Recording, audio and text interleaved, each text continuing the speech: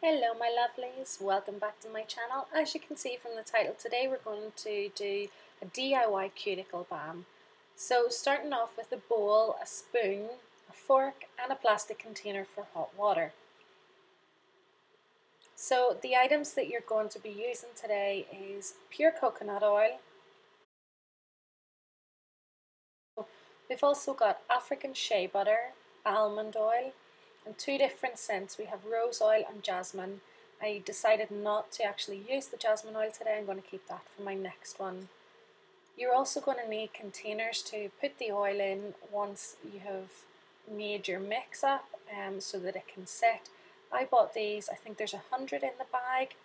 I bought them off eBay. All the links will be below for all the products that I can still find on eBay anyway. So these are great because they're just a wee twist lid. So handy for putting things like this in, for lip balms, anything like that. So those are the items that we're going to use. So starting off with getting the plastic container and filling it half up with boiling water.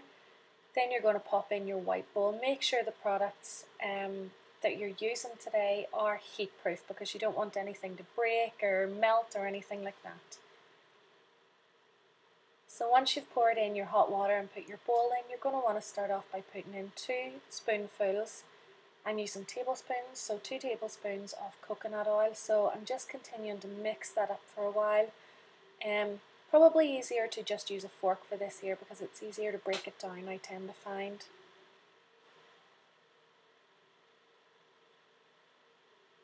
So once it's starting to really melt, you're going to want to add in a spoonful of your shea butter.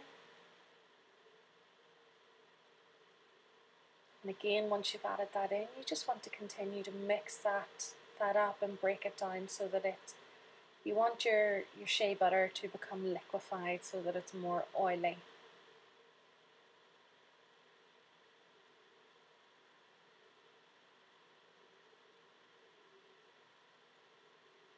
Once it's all broken down, you can add in your almond oil then.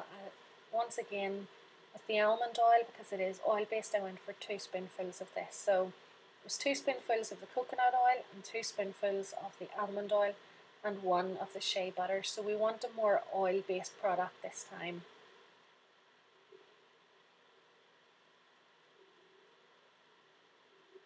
So once I had it all mixed up together and had added in my almond oil as well, I went ahead then and added a few drops of the rose oil in. I just kind of fired in a few drops. I wasn't really paying much attention to actually how much was going in.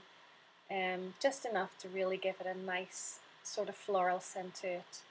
I have ordered other fragrances, other essential oils, so that I can make different scents up for coming into autumn and winter. I think they'll be lovely. So watch the space for what's coming up with those.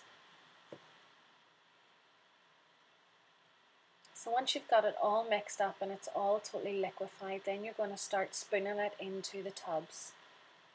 I filled 15 with this mixture. So you do get quite a lot from this.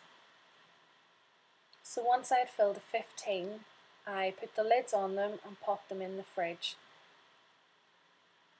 I left them in the fridge, I think it was 2 hours before I came back. I don't know how long it took them to properly solidify, but they were in for 2 hours anyway, and they became totally solid then.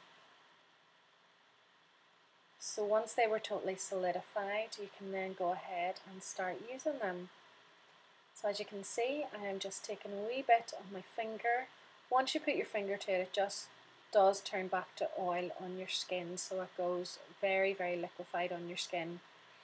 So it's just so easy just to rub in around your cuticles. It's actually really good for the whole lot of your skin. Mine is very broke out at the minute, so it's really nice to have the nourishing coconut, shea butter and almond oil and everything. So anyway guys, that's it for my first ever DIY cuticle treatment. Let me know in the comments below, what do you use your coconut oil for?